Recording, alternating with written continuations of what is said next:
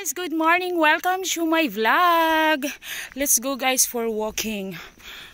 I already walk 30 minutes already. My goal is 1 hour walking here in the forest.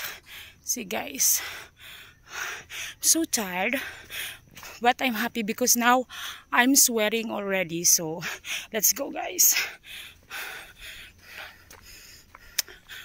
I need to do this. And outfit check guys, outfit check.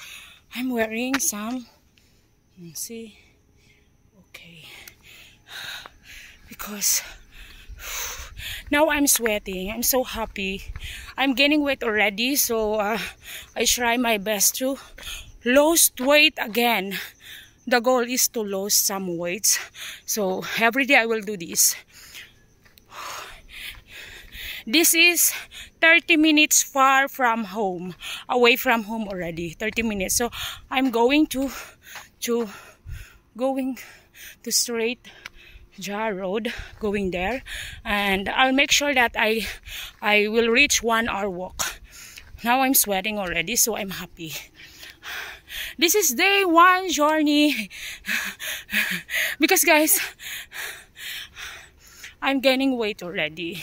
Here in the Philippines, I love to eat. I love to be with my family. Then I keep eating. So that's why. Lucky I'm sweating already.